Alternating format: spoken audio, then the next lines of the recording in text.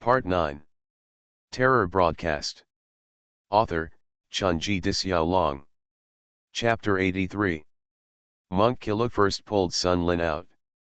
Sun Lin was still breathing, but very weakly, but there was no danger to his life. Monk Killa took off a string of Buddhist beads from his wrist, wrapped them around Sun Lin's neck, and then used his index finger to he drew a few strokes on Sun Lin's forehead, and finally pushed Sun Lin back and let him sit on the van again. At this time, Sun Lin still didn't wake up, but his whole person looked more solemn and solemn. After he sat back in the van, the woman and the child suddenly became much more depressed, which actually helped. A repressive effect. Subai was not very concerned about Sun Lin's life and death. If Sun Lin had an accident, the cause and effect should be recorded on the monk's head. After all, it was the monk who brought the family of 3 to Sichuan. However, Subai felt sorry for Monk Killa. I'm very interested in these techniques, but it's a pity that I can't exchange them for vampire magic skills from the WeChat store. A vampire who doesn't have a few magic skills always feels like spending a lot of money to buy a luxury car but not looking for it. It's not as good as starting with gasoline. There won't be any problems here for the time being. Let's go and catch that one first. Monk Killa turned around and entered the hotel again. Subai followed the monk. There was only one female receptionist at the front desk of the hotel. She was listening to music with headphones on. She didn't pay attention to Subai and Monk Killa coming and going, and she didn't know what was happening in her hotel. In short, ignorance is sometimes a kind of happiness. After getting on the elevator again, Monk Killa began to roll up his sleeves, and the cassock he was wearing was rolled up and tied around his waist. This battle seemed to be about wrestling rather than catching ghosts. You can't break his skin. Don't take action at will. Just help prevent him from escaping when necessary. Monk Killa obviously has this concern.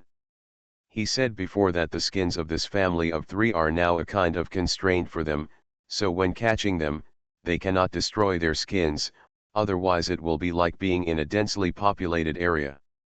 A bomb was detonated in the area. Come on, I'll be there to cheer you on. Don't worry, it'll be no problem. Subai is open-minded. Anyway, he has positioned himself very accurately. He is just here to make soy sauce. Aren't you a monk? He who is capable can just work harder. It is best for him to just keep doing nothing and do nothing. After completing the real-life mission, although the rewards and favorability that you share will be much less in terms of contribution, it is still better than nothing.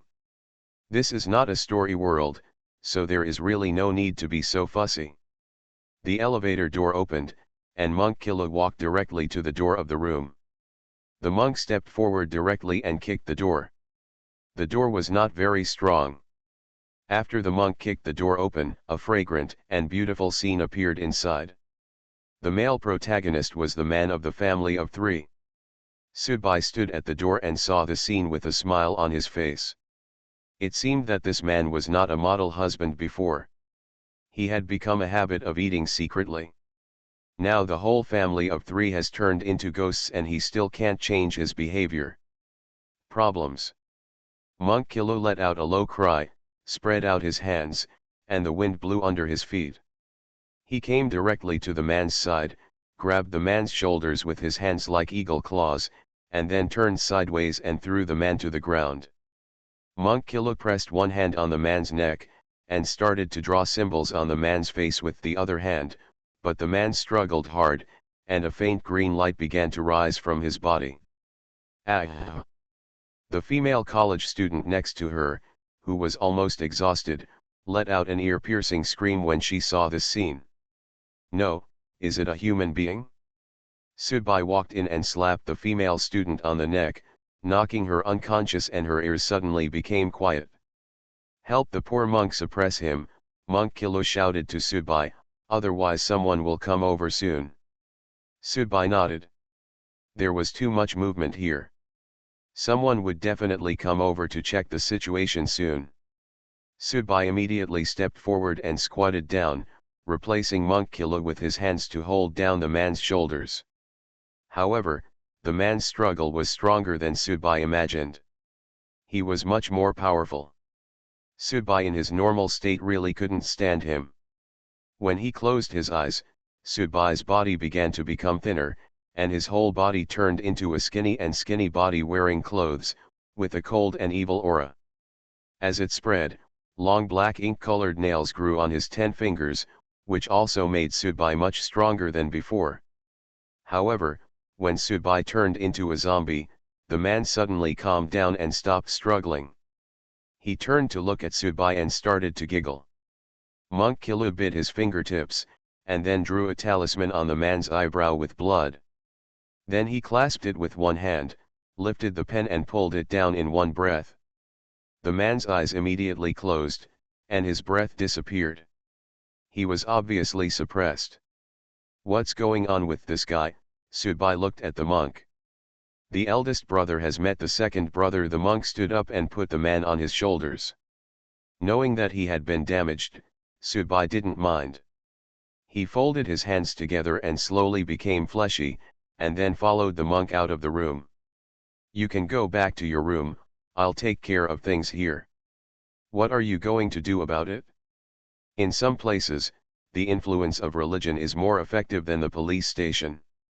The monk left these words and took the elevator downstairs directly. Sudbai was also happy to be at ease. He returned to his room and looked out through the window of the room. He found that some llamas had entered the hotel, but he did not carry out any inspection on the hotel. After searching, the llama left half an hour later, and the monk's van had been parked in front of the hotel. If nothing else happened, the monk would have stayed in the van tonight. After a good sleep, Sudbai woke up. After washing, he picked up the room card and left the room. He went to the lobby on the first floor and checked out first. Sun Lin was sitting on the sofa in the hall, looking a little unhappy. When he saw Sudbai coming down, he raised his hand and said hello to Sudbai. "I didn't sleep well all night, I'm so tired," Sun Lin said. Obviously, he couldn't remember what happened last night, but Sudbai didn't understand how the van he got into was moved. The others were still sleeping. They probably didn't have a good rest because of the noise last night, so they stayed in bed a little. Also, I was very worried about the local security in a foreign country, and the movement last night was so clear. I'm sure. Terrified. Sudbai walked out of the hotel. The monk was standing next to the van, holding a water bag in one hand and brushing his teeth with something that looked like a plant branch in the other. "Monk, there's no need to treat yourself so badly." Sudbai smiled a little. Could this monk be an ascetic? The monk ignored Sudbai. After brushing his teeth, he packed up his things and then asked, "When will you set off?" "It will probably take a while, the others haven't rested yet." Sudbai pointed to a halal noodle shop next to him. "Let's have breakfast together." The monk did not refuse and entered the noodle shop with Sudbai. 2 bowls of beef ramen. Sudbai didn't ask the monk if he was a vegetarian. He directly ordered 2 bowls of noodles, and then asked the boss to bring him a bag. It tasted a bit like bread, but Sudbai didn't like eating this very much. It was a very bland thing, so I casually took 2 bites and stopped eating it. The monk ate it with gusto alone. When the ramen came, Sudbai started to eat the ramen, and the monk also ate it. Moreover, the beef was not taken out, and he still put it into his mouth. Inside. The 2 of them were having breakfast when the wind suddenly blew outside and kicked up a lot of dust. The boss immediately came over and closed the window and closed the door. After a while, the door was pushed open from the outside and several llamas walked in. The local dialect called the boss to bring food, and then an old llama on crutches walked in with the support of a young llama. As soon as the old llama entered the door, he suddenly stopped moving and stared directly at Sudbai with a slightly surprised expression. Sudbai picked up the noodles with chopsticks and put them into his mouth. Then he said to the monk nonchalantly, "I'm wearing the jade pendant you gave me last night. He can't see mine, right?" The monk continued to eat noodles and replied calmly. If you can't even see each other face to face, even if the poor monk has it, he won't be willing to lend it to you. Terror Broadcast. Author, Chunji Dixiaolong. Chapter 84. You make a lot of sense. Subai picked up the noodle bowl and took a sip of the noodle soup. To be honest, Subai still liked the taste of Yangchun noodles in Jiangsu and Zhejiang regions.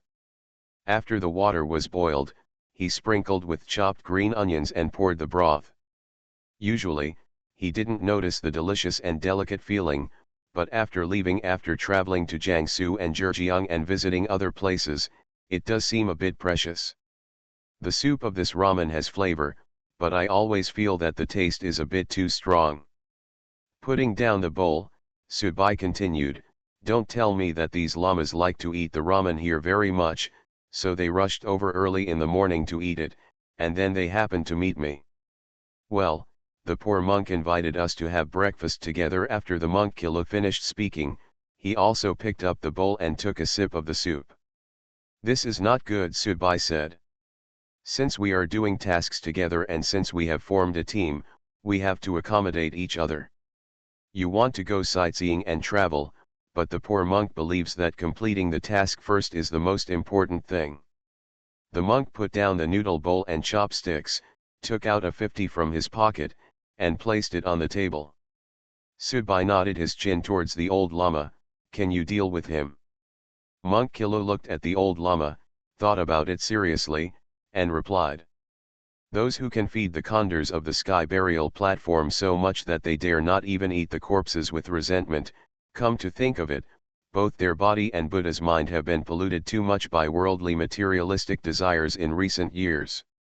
In the past, the monk was not sure, but now, he is. After saying that, Kilo stood up and clasped his hands to the old lama. Senior brother, I have something personal that I would like to say to my senior brother. Can you please lend me a moment to speak? The old lama thought that Kilo was really calling him to come over to eat noodles. After entering the door, he saw Subai sitting with Kilo. He thought that Kilo had already controlled him, but when he heard Kilo describe that his Buddha mind and body were suffering when society was tainted by materialistic desires, the old lama's breath suddenly sank. His temper was already bad, and it had become stronger and stronger in the past few years. Now he was reluctantly suppressing his anger without taking direct action.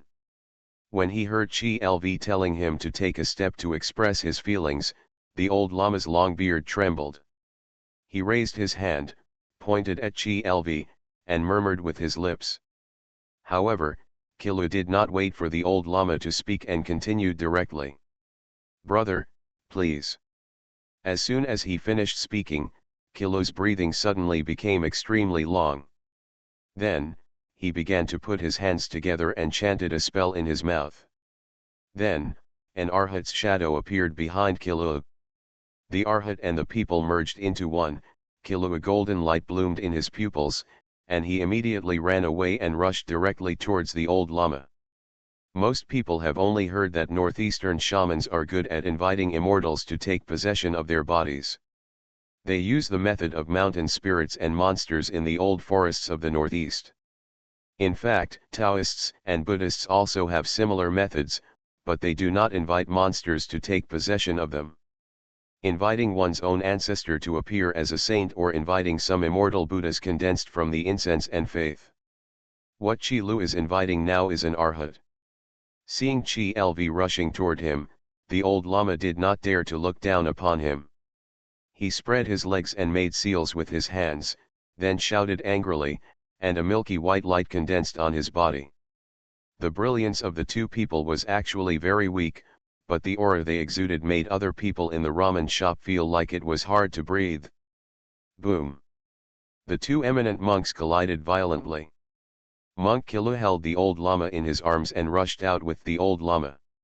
He directly smashed through the wall of the ramen shop, rushed to the road, and even crossed the road again. The two crashed into the hotel opposite, shattering the glass door of the hotel. This is really a forced step to say something personal. Sudbai clapped his hands and stood up. He was not worried that Monk Killa would cheat him.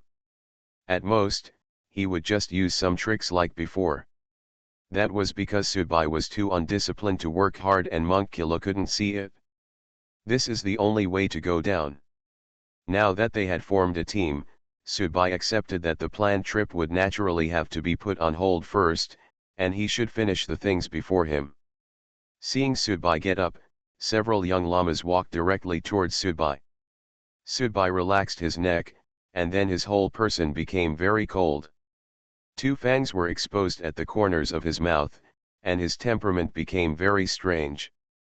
Then, Sudbai grabbed the chopsticks on the table and stabbed the person in front of him directly. Past. However, these lamas were obviously not ordinary people. Although they did not have any spiritual skills, they could be regarded as people who were used to sharpening their muscles and bones. They were barely practicing practitioners. They even carried knives with them. Seeing that Sudbai was about to resist, they all drew their knives. But even with the knife, Sudbai still rushed over. A lama slashed Sudbai's lower abdomen with the knife. The knife was embedded in the flesh. Sudbai took a deep breath, held the handle of the knife with one hand, and inserted the chopsticks directly into the opponent. The other person's face was pierced, and the chopsticks were also nailed on it. The lama immediately screamed and backed away. The reason why he didn't use the zombie state was that Sudbai was worried that if he killed again here, he would be killed next time. The difficulty of the story world increases. Although the attack power of the vampire state is weaker, it has a natural advantage in dealing with group fights. He pulled out the knife embedded in his lower abdomen, and just in time another lama came at him with a knife. Sudbai dodged sideways, and then clamped the opponent's blade with his arm. The opponent's heart skipped a beat, and he flipped the knife with both hands. Handle, Sudbai could feel that the skin on his arm was already torn, but Sudbai suddenly ignored it. He had experienced this kind of pain too many times. Although it would still hurt, he had the confidence in his heart that he would recover anyway. It was indeed a little more indifferent than ordinary people. Sudbai immediately pulled out the knife on his lower abdomen, turned around and slashed the opponent's shoulder with the knife. The opponent directly knelt on the ground, one hand supporting the ground and the other covering his shoulder. He was kneeling on the ground and wailing in great pain. The last lama was not frightened away by Sudbai, who acted so aggressively. Instead, he muttered something unknown, shouted, raised the chair next to him and threw it at him. Sudbai dodged sideways, then got closer. The lama took a step back, causing him to stumble. Sudbai directly grabbed the opponent's neck with one hand, then quickly accelerated, pushing the opponent against the wall, and then exerted his strength with his arms. And hit his head against the wall. After letting go, the lama became a little dizzy and sat on the ground in a daze. It was obvious that he had been hit hard. After dealing with the three lamas, Sudbai, who was covered in blood but basically recovered from his injuries, walked out of the ramen shop and came to the door of the hotel where he was staying. He got into Monk Killa's van. When he started the car, Sun Lin ran over and saw Sudbai, who was covered in blood, looked shocked. "Tell them that you can drive the car back to CD and return it. I have already paid for the rental of the car. I had a fight with the lama here and I have to run away now." After that, Sudbai looked at his car again. The Audi waved and Jixiang jumped out of the car, jumped into the cab of the van, and continued to rest on Sudbai's knees. "Then be careful and leave quickly. The locals are not easy to mess with," Sun Lin reminded. Sudbai smiled, nodded, started the car, and drove directly to the road. After getting on the road, Sudbai made a sharp turn and turned around, then opened the door of the cab on the other side and shouted to the other end. "Road. Monk, the wind is blowing hard." Monk Killa ran out in ragged clothes with blood stains on his body, and got into the car directly. Sudbai didn't waste any time, stepped on the accelerator, and the van sped off directly along the highway. After driving for about 5 minutes, he was basically out of the danger range. Subai then took out the red box, took out a red bead, put it in his mouth, chewed it, and recovered. Monk Kilv, on the other hand, has been sitting upright. Although there are many wounds on his body, they are not serious. Are all of you monks fighting so vigorously? It's a bit different from what I imagined. But, compared to the methods, there are endless methods of pure tantric monks. The poor monks just bullied him because he was old and had a severe loss of energy and blood, so he used this method to suppress him. Okay, Subai took out a cigarette and lit it. Let's go to Josegu first. Yes, Monk Kilo nodded. Okay, let's get to Josegu in about an hour. Subai put one hand outside the window to shake the ashes. You don't need to drive so fast. There are many curves here.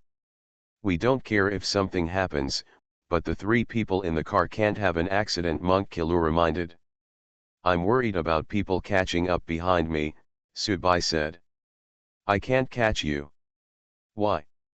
The poor monk chatted with the senior brother for a while and gave him a choice. Either the poor monk and you can take this family of 3 out of here, or the poor monk and you can leave directly. The matter of this family of 3 will be left to him. So, he chose to compromise. Well, senior brother chose the former and compromised. Can you believe what they said? Subai blew out a smoke ring. Obviously, he didn't think that the other party would sincerely let the 2 of them leave. So after the poor monk and the senior brother gained mutual understanding, he used the senior brother's staff to nail the sole of the senior brother's foot to the ground. Subai. You are right. From the perspective of the Buddhist system, their lineage is neither trustworthy nor trustworthy. They are naturally rebellious. You are listening to Novels at Bless Up channel. Wish you happiness and luck. Please subscribe to receive new novels. How do you feel about this novel? Please like and leave a comment. Terror Broadcast. Author, Chunji Disyao. Chapter 85. They stopped for a while and rested for a while. Monk Kilo also treated his wounds. Coupled with his bad luck, there was a traffic jam due to a traffic accident. As a result, Subai and Monk Kilo, who had originally set out in the morning, finally arrived at 6 or 7 o'clock. Driving to the border of Josegu, there is nothing we can do about it. If a car accident occurs on such a deserted road, without access to villages or shops, it will indeed take a long time to wait for the traffic police or a tow truck to come over. However, after arriving in the Josai area, the road conditions became much better than before, and the atmosphere of small cities finally appeared in the surrounding areas.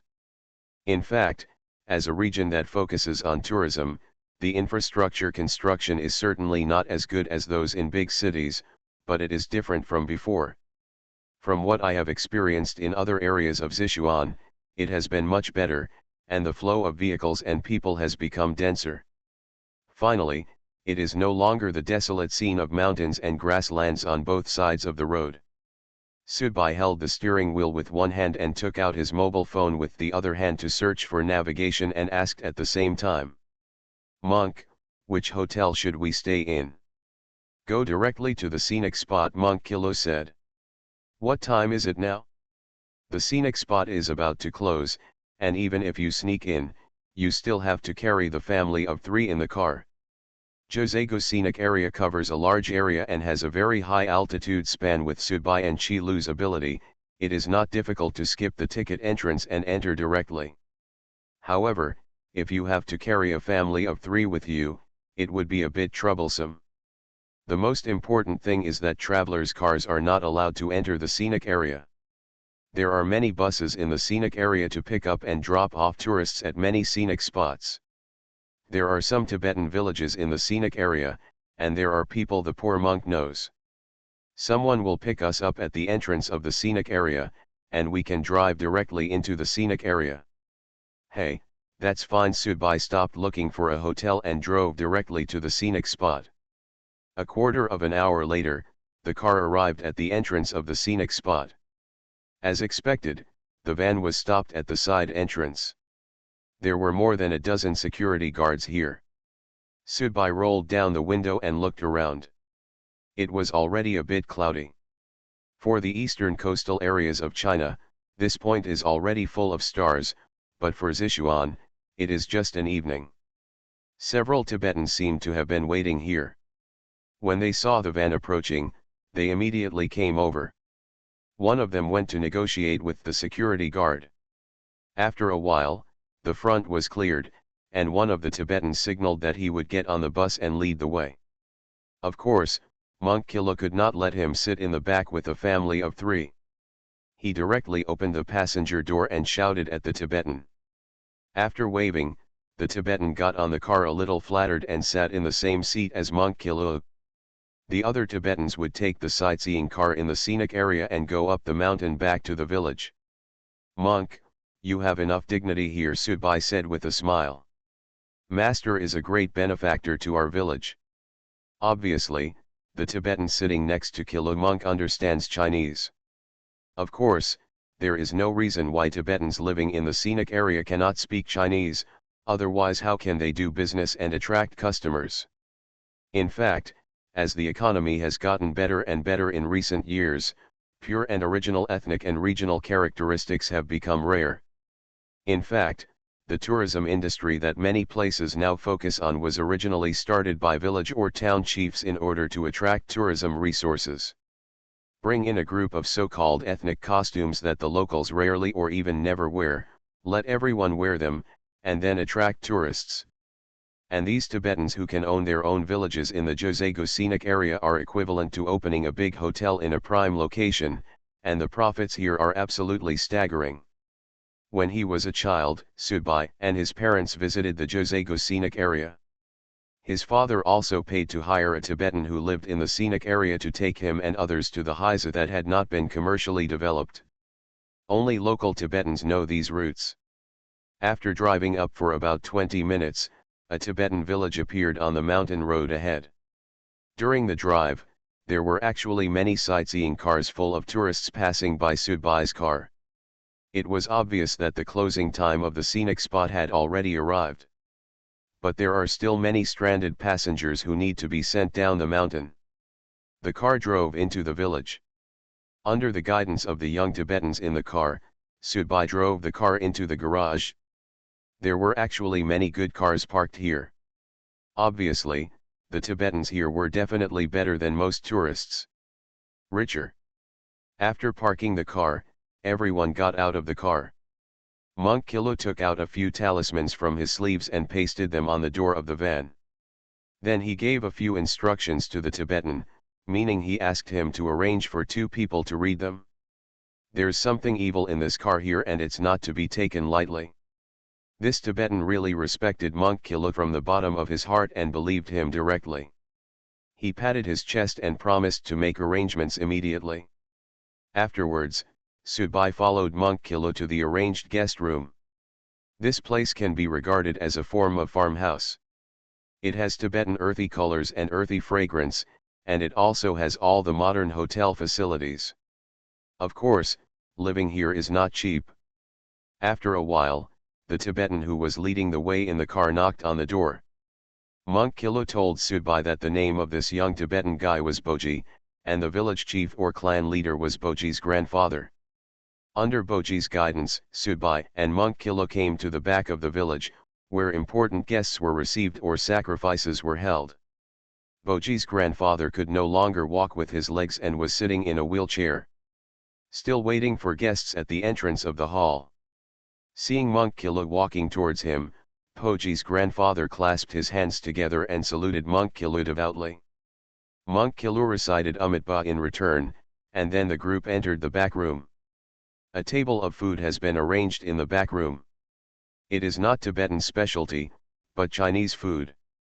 The taste is bland, probably to suit the taste of Kilo Monk. Subai, who had eaten some bread on the way, was indeed hungry. Monk Kilo was talking to the clan leader. He started eating anyway. When Subai had almost eaten, the conversation between Kilo and Shang stopped. When it was almost done, Monk Kilo simply soaked 2 bowls of rice with some soup, ate it, stood up, and signaled to Subai to leave. "Are you in such a hurry, leading a night operation?" Subai was really tired after driving for a day. "There are tourists everywhere during the day. How to go to Wukaichi to get things? You can only do it at night." This time, Boji was leading the way. Boji drove out in his own Cayenne and drove Subai and Monk Kilo to the Wukaichi scenic spot. Then Boji was waiting on the road while Subai and Monk Kilo got off. Car. At night, under the reflection of the moonlight, the colorful stones still give people a sense of beauty. This pool will reflect colorful light under the sunlight, which is very charming. However, it is summer and the rain is not very abundant. So the area of the pool is not very large. Monk Kilo jumped over the fence and jumped into the pool. Subai hesitated and jumped in. The water in the pool was freezing cold. Subai couldn't help but tremble after entering the water. "Here." Monk Kilo greeted Subai. Subai swam over, and then dived at that location with Monk Kilo. From the crevices at the bottom of the pool, Monk Kilo pulled out something like a ribbon, bright yellow, and it was unknown how long it had been soaked in the water. "It's not broken, it even gives people a bright and new feeling." Subai went to carry the stone, and Monk Kilo was responsible for pulling out the belt. Finally, with the combined efforts of the two of them, the belt, which was nearly 10 meters long and 10 centimeters wide, was pulled out, and then the two of them went ashore together. "Is this why you came all the way?" Subai asked while wiping the water off his body. "Is this a magic weapon?" Monk Kilo nodded. "This is the magic weapon that the poor monk left here. The lines on it have been damaged. I can only soak it in the 5-color pool for the time being to preserve nourishment. I will need this magic weapon when I go to Huanglong Snow Treasure Summit tomorrow. Tie the 3 members of that family together, and then use the chill there and the light of noon to dissolve their resentment." After picking up their things, Subai and Monk Kilo got back into Boji's car and returned to the village.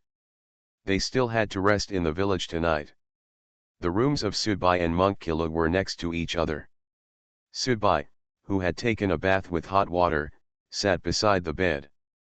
The lights in the room were not turned on, and the TV was not turned on. Subai just sat quietly. After a while, Subai seemed to feel that he had been in a daze for long enough. Subai smiled to himself and was about to go to bed to rest. At this time, there was a knock on the door and Boji's voice came from outside. Subai opened the door, and Boji brought a bowl of soup with a rich aroma to Subai. Subai thanked him with a smile, then took the soup back to the room, took a few sips, and felt that it tasted good. His body suddenly became comfortable and warm, but the sleepiness suddenly became worse, and Subai took a few sips. "I drank the whole bowl of soup, then lay down on the bed, and fell asleep soon after." When the sun shone into the room and shone on Subai's face, Subai's eyelids trembled a few times, and then he slowly opened them, and then he found that his body was tied up with a yellow belt. "What does this mean?" Subai raised his head and asked Monk Kilo, who was standing beside his bed. Terror Broadcast. Author, Chunji Disyao. Chapter 86. Meow. After hearing Jixiang's voice, Subai was no longer worried. Although he could not force Jixiang to do anything for him, Jixiang would not watch him being killed by the monk. Subai was sure of this. "I slept a little strangely last night, probably because of the soup. But when I woke up, apart from being a little uncomfortable with my body tied up, I felt a cool feeling in my spleen and lungs, and my whole body returned to normal. In the best state, the muscles and bones are also greatly relaxed." Ji Xiang jumped on the bed and touched the yellow belt on Subai's body with his paws. "Last night's soup was very precious. On weekdays, the guests who stay here spend a lot of money and can only buy a cup as big as a fingernail. If you pour it, if they politely give you a big bowl, you can just drink it. After drinking it, the medicine has a strong sleeping effect, but it is good for regulating the body." Monk Kilo held a paper talisman in his hand. Before departure, I want to try whether this yellow belt can still be used. After all, it is we need to use it to tie up the family of 3 after reaching Swibeo summit. If something goes wrong then, it will be too troublesome. It is inconvenient to do anything on a mountain with an altitude of more than 5,000 meters. You can wait for me to wake up. Subai took a deep breath and said. The monk pointed at Jixiang and said, this cat can testify. The poor monk sat here and waited for you for 3 hours before doing anything. The binding was troublesome and took some time. He thought that you hadn't slept so deeply in a long time. Yes, I'll just let you sleep a little longer. For people like us, it's very difficult to sleep peacefully. Jixiang walked around Subai and looked at it. It was obviously very interesting to Subai, who was tied up at this time. However, from its reaction, it could be seen that what the monk said was true. Jixiang could understand human speech. Am I just going to break free like that? Subai asked. Since the monk has already tied him up, let's give it a try. He and the monk are still in a team relationship. Even if the monk wants to trick him, he won't do it so blatantly. You have to turn into a zombie, otherwise this magic weapon will not have the effect. Monk Kilo took 2 steps back, ignited the talisman in his hand, recited a spell, and then nodded to Subai, we can start. Subai closed his eyes, and his body began to lose weight rapidly, and a cold and evil aura began to spread. However, at this moment, the yellow belts wrapped around Subai's body suddenly tightened automatically. Hiss. Subai let out a sharp intake of breath. Subai almost couldn't bear it anymore. He felt that his whole body was suffering from terrible oppression. Even if he tried to break free, he would probably be strangled soon. Death, even in the zombie state, the physical defense of the body cannot support it at all. The power emitted from these yellow belts not only acts on the surface of the body, but also directly penetrates into the inside of the body like dark energy. The struggle to disintegrate everything directly from the inside. Sometimes, clever strength is more painful than brute force. This is what I mean. Receive. Monk Kilo stuffed the half-burned talisman into the water cup. The yellow belt on Subai's body also lost all strength at this time. Subai immediately stretched out his hand to wrap around a yellow belt on his body. He sat up and wiped his sweat. His body returned to its normal state. Subai shook his wrists and neck. The key parts of his body were still sore. It should be no problem, Monk Kilo said to himself, looking quite satisfied. This magical weapon was passed down from the master's section. It was not exchanged by the poor monk from the WeChat shop. The poor monk also, I only used it once that year, and I don't know much about it. Monk, next time you want to play bondage, I can help you find a professional, or you can go to a club where a lot of people like this. Subai joked that although his body hurt a little before, it was for an experiment after all, and he could understand in his heart. However, the monk's attitude of directly coming up to tie people still made Subai feel a little weird, but after thinking about the monk I felt a lot relieved when I said to the old lama, "Senior brother, let me take a step to talk," and then hugged the old lama and ran out of the wall. Obviously, this is the character of the monk. He adheres to his own set of principles in doing things, which may seem a bit extreme to others. However, it is not to show off deliberately, so Subai can't complain even if he wants to. Would you complain that a rock is too hard? Monk Kilo put away the yellow belt, and then said to Subai, "Let's go, it's already morning. It will take nearly an hour to get to Huanglong. We still need to climb the mountain." Subai nodded. Basically, apart from being a little tiring and troublesome, this mission has not really encountered anything too difficult. The group of old lamas I met before are really serious, and it is not because this mission was caused by Ji Xiang's murder. After saying goodbye to Poji's grandfather, Monk Kilo checked the family of 3 in the van before getting in. After confirming that everything was correct, he got into the passenger seat. Ever since he came out with Subai, Subai had always been there. Drive. After Sudbai got in the car, he took a look. There was no air conditioning in the car, but the temperature felt very low, unusually low, and even felt like a damp feeling. It was obvious that the family of 3 in the back was already approaching and couldn't suppress it. It's time. Monk, do you really want to kill the family of 3 behind you on the top of the mountain? I think it would be good to take them on a self-driving trip in the summer. You can even save on air conditioning bills. Sudbai put Jixiang on his knees, and then started the car. This joke is not funny, the monk replied seriously, they have not been solved for a day, and there is no way out. Wherever you put it, it is a time bomb. Once it hurts others, it is more harmful to us than to others, it's more trouble for me. The car drove out of Josegu and went directly onto the winding mountain road. The altitude of Swibayading is more than 5,000 meters, and in fact, the altitude after going up the mountain road is basically about 3,000 meters. This altitude is enough for ordinary people to cause minor injuries. Fortunately, both Sudbai and the monk's physical fitness were different from ordinary people, so they didn't have to worry about it. However, just as the car turned a big corner, 3 white yaks appeared on the road ahead. The white yaks naturally seemed to have a sacred aura. Yaks are not uncommon in this area.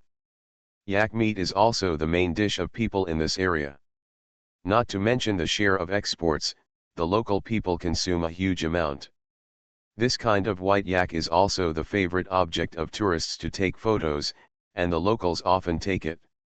I went out with my white yak to earn some photo fees. It's just that now 3 yaks are standing on the road that is not wide, making it impossible for Sudbai's car to pass. There are 3 yaks in front of them, not 3 pheasants. If they were pheasants, Sudbai would have stepped on the accelerator and rushed over, but facing 3 very large and heavy yaks, Sudbai really couldn't step on the accelerator. It was a matter of whether the yaks would die or not, and his car would definitely be ruined. The van stopped on the road. There were no cars coming in front or behind it, and it seemed a little unusually deserted. The monk had been in a state of meditation with his eyes closed since he left the Josegu scenic area. At this time, he slowly opened his eyes, with a glimmer of light in his eyes. He exerted slight force with his palms, and then said very piously, Amitabha. Below the mountain Col, a burst of thick fog began to spread. Generally, thick fog occurs more frequently in this place in the evening, but this time it was early in the morning, which seemed a bit intriguing. Moreover, the thick fog had a touch of cyan, giving people a sense of weird feeling. When the thick fog covered the 3 yaks, the yaks' eyes suddenly turned blood red, and then they began to spray thick air, and they were likely to hit them directly. It was obvious that this thick fog had a special impact. Sudbai looked around. The visibility was extremely low due to the thick fog. Sudbai couldn't help but exclaimed, "What a generous gesture!" Monk Killa opened the passenger door, got out of the car, and walked to the front of the car. At this time, 3 yaks finally rushed towards us like crazy. Sudbai originally thought that the monk would directly ask Vajra to get on top of him and attack the mad cow head-on like he did to the old Lama before, but this time Monk Killa did not. He took off his black cassock and rushed towards the mad cow. When the cow was very close, the cassock was lifted up, covering the mad cow for a moment, and then the cassock was lifted up again. The 3 mad cows suddenly changed direction, ran off the road, crashed through the guardrail and fell off the cliff. Yo, technical work. Sudbai, who was sitting in the cab, took out a cigarette and bit it in his mouth. When he was looking for a lighter, a hand beside him held the lighter and handed it over, making a flame. Sudbai sent the cigarette butt over, lit it, and took a puff, blowing out a smoke ring. The man's face was close to Sudbai's, and he was holding a lighter that was still burning. The child was lying on the back seat looking at him with sinister eyes. The woman's hand secretly grabbed Sudbai's neck, eager to try. Sudbai, who was sitting in the cab, could actually see these clearly through the rear-view mirror. Sudbai honked the car horn and shouted to the monk outside the car. This family of three, his mother is naughty again. Terror broadcast. Author, Chunji Disyao. Chapter 87. Sudbai stepped on the accelerator, and then slammed on the brakes. The whole car shook forward. Sudbai was okay. He was wearing a seat belt and sitting in the driving position. The house behind him had just become active due to the thick fog. The three people who got up fell directly onto their seats. After sending the cigarette butt out of the window and shaking it, Sudbai continued to press the horn and shouted, "Monk, how about we change it? These three babies can't be beaten, and I don't know magic." The monk nodded and walked toward the car door. Sudbai unbuckled his seat belt, opened the door, and jumped out of the car. Both Sudbai and the monk knew that the fog was strange, and it was obviously caused by someone on purpose. The real task was not going to be so smooth sailing. The family of three had been infected with the ghost spirit during a self-driving trip in Sichuan. It's impossible for the other tourists to have something happen and not be infected by their family. Obviously, they have a purpose, and the other party's purpose is also very evil. It's a bit like using this family of three as bait, waiting for them after returning to their own city, the outbreak breaks out, infecting or causing larger-scale killings. After getting out of the car, Sudbai felt that his hands were empty. It seemed that he really needed to exchange for a suitable weapon as soon as possible. The Hellfire gun Sudbai really liked more and more the more he looked at it. It was perfect. It effectively solves the embarrassment of weak attack power in Vampire State, and the improvement of agility and reaction in Vampire State can also show a gunman's ability to the greatest extent. In the thick fog, a figure gradually appeared, and then a man came out on a horse. The man was not wearing Tibetan clothes, nor was he wearing religious clothes. He was wearing a suit, but his face, the plateau red color on his face and the dark skin can prove that he is a Tibetan. Wearing a suit and riding a horse, this style of dressing was quite unique. Sudbai rubbed his fingers on the tip of his nose and stared at the person in front of him. "The things in the car are mine. Thank you for returning them. Leave them to me here." The man's Mandarin had a strong local accent and a heavy nasal sound, but I could still understand what he meant. "Okay, the rightful owner has appeared." Sudbai was not long-winded. He was too lazy to talk a lot of nonsense. In reality, killing people is not allowed, but killing this kind of thing is equivalent to contributing to world peace, stability, and harmony. He does not expect extra rewards or anything, but at least not I will increase the difficulty of my next story world. Seeing Sudbai rushing towards him without even thinking about answering, the man was slightly startled. Apparently he thought that since the other party was able to suppress that family, he must be a metaphysician from the mainland. He always followed a routine. How can there be any reason to just take action without saying anything in the situation? In fact, the result would be the same regardless of whether the man was talking to Sudbai or the monk. Maybe the monk would say take a step to talk and then King Kong would rush over and hug the man and hit the mountain together. The man raised the riding whip in his hand and whipped it directly towards Sudbai. The riding whip has a large attack range, and people who are really good at using whips can make the riding whip react in various ways according to the shaking of their wrists, so Sudbai also I didn't expect to be able to dodge it, and I didn't have the ability, but I still exposed my most vulnerable position to the riding crop as much as possible. Snapped. He was hit hard on the chest, and the huge force almost knocked Sudbai out. Fortunately, Sudbai grabbed the whip in an instant, stirred it with both hands, and wrapped the whip around his arm, and then the whole body posted it. Immediately, the man released his riding crop, took out a gun from his arms, and without hesitation, pulled the trigger on Sudbai. On one side of Sudbai's body, the bullet grazed his cheek. It was no big deal, but there was a blood stain on his face. Before the other party could fire a second shot, Sudbai grabbed the other party's hand on the stirrup. Ankles, and then, Sudbai's body began to become thinner, a cold and evil aura spread, and the whole person instantly entered a zombie state. With a strong pull on his arm, the man let out a muffled grunt, and was pulled off the horse by Subai. Then Subai's body fell on the man, and the sharp nails on his hands pierced directly into the man's chest.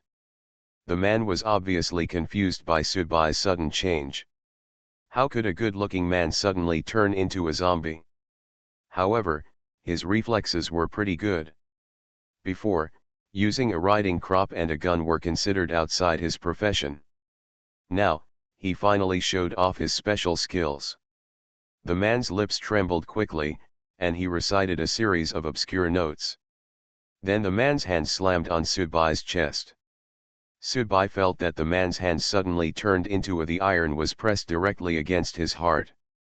The force was not strong, but it was as if it was going to melt him. Subai immediately stood up and pulled his nails out of the man's flesh, pulling out 10 bloody traces.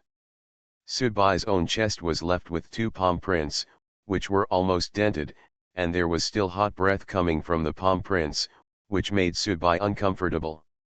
Dudu. While the monk was busy applying talismans to the family of 3, he honked the horn, stuck his head out of the car window and shouted, he also practices tantric techniques. If you fight him in a zombie state, you will be at a huge disadvantage. After saying that, the monk returned to the car, took out another talisman and put it on the little boy's forehead. The restless aura on the little boy's body was becoming more and more obvious. It was obvious that the resentment accumulated by this little guy was even more terrifying. Much stronger than his parents. It's not that he didn't understand the truth, but Subai had no choice. Facing this guy in his vampire state, he could only passively be beaten, which means he could only have enough attack power in his zombie state. Therefore, Subai did not return to the zombie state, but chose to continue to hold on. At this time, the man stood up from the ground holding his chest. He was also injured by Subai's previous attack, and there was cold poison raging around the wound, which continued to hurt him and made him feel very uncomfortable. Zombie, it is normal to have corpse poison on your body, but this time I encountered a zombie with cold poison, and I was a little unprepared. Jixiang was lying on the steering wheel, looking at the fighting outside and the monks putting amulets on people inside. He was watching with great interest. However, from time to time, Jixiang's eyes would look towards the slope above the mountain. There was a hint of meaningful color in the cat's eyes. There is no thick fog covering the hillside, because this is where the thick fog emanates. There are 3 fires burning, not firewood, but an anointing oil, a light green anointing oil. One has disheveled hair and looks very sloppy. The man in llama costume was sitting cross-legged on the ground, waving his hands from time to time to control the direction of the thick fog. Behind the man, there was a woman in casual clothes. The woman's face was a little cold, holding her shoulder with one hand and looking at the scene below. Finally, the man said, "The Zhonyuan monk's method is really powerful. Our thick fog has stimulated the 3 corpses, but he still suppressed them. However, Basang and the young man have been fighting for a long time, and we haven't taken it yet. Tashi, do you want to go down and help?" "Jiangba, I can't get out," Tashi replied seriously, "there is a very powerful aura in the other party's car watching me. If I get down to take action, that existence will not stand idly by. What should we do next?" "Continue the stalemate," Jianba asked, a little confused. "They are more anxious than us. Those refining corpses can no longer delay. They will be unable to hold on before we do." Tashi looked very confident. "Subai and Basang have been fighting fiercely for a long time. Subai's body is full of horrible wounds, and he looks very embarrassed. There is no way. The opponent's method is to restrain his evil creature state, so every time the opponent's spells have a natural damage bonus to Subai. Fortunately, Subai did not make the opponent feel better. Although Basang's injury was not as serious as Subai's, his body was already shivering from the cold. Every time Subai only hurt him a little bit, but it will leave a trace of cold poison, infiltrating his body and destroying it. Basang now feels as if his whole body has been left in a freezer, and his whole body is uncomfortable. "You want a corpse?" Subai asked while holding his hand on the ground and panting. "Yes, give me those 3 corpses and you can leave," Basang said tremblingly. The two of them had reached this point and felt that it would be difficult to continue fighting. Subai suddenly smiled and nodded. "Understood, I'll return the body to you then." Subai shouted to the monk, "Monk, return the little one to them first." The monk who was drawing the talisman on the little boy's forehead was suddenly startled when he heard Subai's shout, but then he seemed to understand, and without hesitation, he wiped off the talisman he had just drawn in one go, and wiped the little boy's body. He tore off the talisman paper he had worked so hard to put on before, opened the car door, and was thrown out of the car door by the little boy. The little boy suddenly lost all his shackles and became extremely active under the stimulation of the thick fog. He opened his mouth and let out a scream. The width of his mouth was almost as big as half of his face, which made people feel like their scalp was numb. I felt, and then, the little boy climbed over the guardrail and started running down the hillside, rushing downwards. On the hillside, Kyangba, who was releasing controlled smoke, was stunned, and then said angrily, "What cruel mainlanders, they actually release the refined corpses with corpse poison and disasters like this. This is going to bring disaster to our local creatures." Tashi's expression also changed suddenly, and he urged, "Don't worry about this place, go and catch that little corpse. If he goes to a nearby tribe and spreads the plague and disaster, the consequences will be disastrous." Tashi and Jianba quickly gave up their resistance here and started chasing the little boy desperately. Below, Basang, who was confronting Subai, saw the little boy being thrown out of the car door and running down the mountain. He shuddered in his heart and started to move staggeringly, preparing to chase the little boy while pointing at Subai scolded. "How can you be so cold and cruel and release the refined corpse directly? Do you know how much disaster it will bring to the local area?" Subai finally breathed a sigh of relief and returned to his normal state. His body's injuries were slowly recovering. When he heard Basang's question, Subai suddenly felt funny. "It sounds like you sent these 3 corpses back to the mainland to support the development of the mainland. You are listening to novels at Bless Up channel. Wish you happiness and luck. Please subscribe to receive new novels. How do you feel about this novel? Please like and leave a comment." Terror Broadcast. Author, Chunji Disyao. Chapter 88. A man, bare-chested, climbing a mountain with a hatchet on his back. This person is shirtless. The sunlight on the plateau is very strong, and people are easily sunburned. Most tourists who come here will choose to apply sunscreen to protect themselves. Otherwise, the skin will peel off or become sunburned in severe cases. It causes other skin diseases. The plateau red on the faces of many people in plateau areas is also closely related to this strong ultraviolet exposure. However, although this man was shirtless and exposed a large area of his skin to the sun, his skin was as white as a newborn baby. Such fair skin is closely related to the climate conditions and strong sunlight here. A great contrast was formed. The man was only in his early 20s, with a resolute face, like the desolate mountains here, showing a calmness beyond his age. What he carried on his back was really a hatchet, and there were many hatchets. It has wear and tear everywhere, but it exudes a sense of historical vicissitudes. Obviously, even if it is really a hatchet, the traces of time brewing on it are enough for it to be displayed in some museums. In front of the man, a little boy ran happily. He left the road, climbed over the guardrail, and ran up and down. His body began to show an innocent and romantic look, full of childlike innocence, and a condensed spirit. A kind of joy, like a naughty child next door, playing to his heart's content. The man slowly pulled out the hatchet from his back. The tip of the hatchet touched the very shallow soil on the hillside, and actually lit a spark. Then, the man's pace began to speed up consciously. He took the initiative to greet the little boy. The little boy continued to run selflessly, seemingly unaware of the man in front of him. He did not notice the hatchet in his hand, nor did he sense the murderous aura rising from him. Finally, when the distance between the man and the little boy had shortened to 3 meters, the man's hatchet made a buzzing sound, like a ferocious beast that had been sleeping for many years suddenly awakening at this time, with a sharp and sad sound. Texture. Gyatso, don't, there is a plague and disaster on it. In the distance, Tashi, who had been chasing the little boy all the way, immediately shouted.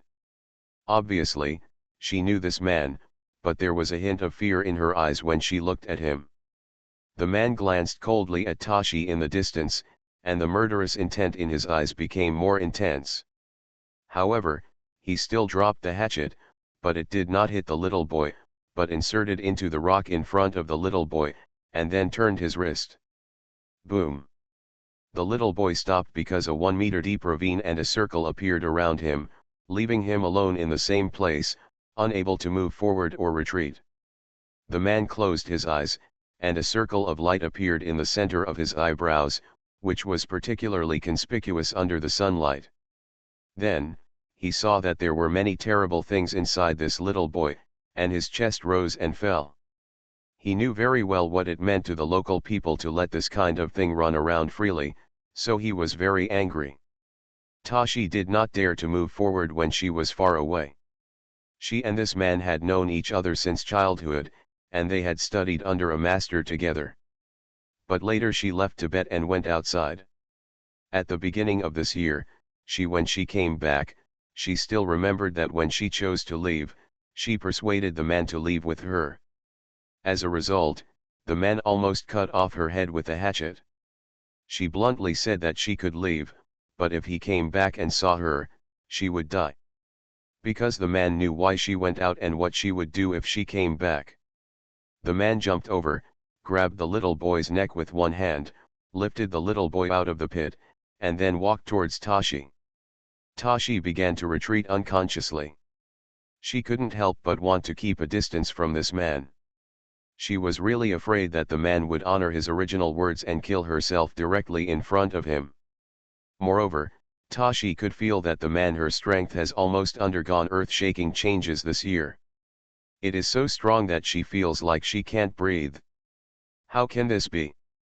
The man's name is Gyatso, which means sea in Tibetan, and now, the man who is constantly approaching is like a rolling sea to Tashi.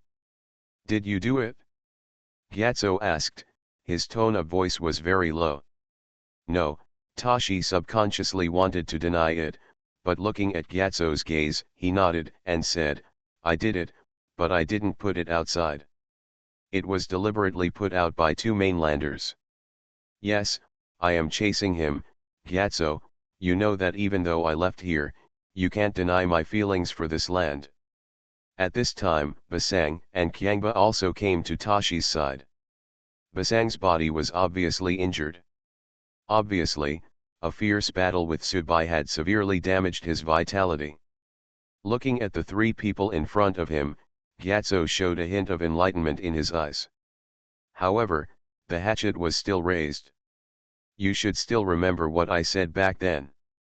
Tashi's eyes narrowed, he took a deep breath, and defended himself. You can't be like this, Gyatso, you are the one who is obsessed with it. Do you know who I saw outside? I saw the living Buddha himself. The living Buddha is very interested in me, expressed his affirmation, he. However, before Tashi could finish his words, Gyatso's knife had already fallen. Monk, you are also resolute. I told you to let him go and you really let him go sitting in the car, Subai said while eating blood beads. The poor monk has nothing to do. We wanted to send this family of 3 to the top of the mountain to be disposed of, but they actually stopped us. The poor monk felt that he should bear the sins he had done. If the poor monk took the responsibility for him, it would not be consistent with cause and effect.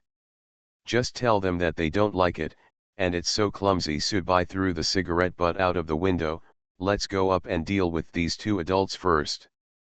We can find the remaining child. If you can't find it, just look for it. If you can't find it, then let nature take its course.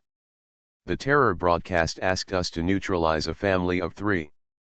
I gave a discount and neutralized 2 of them. We don't ask for any rewards or favors.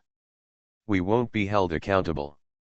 It's okay to just make a mistake, we just need to have a clear conscience.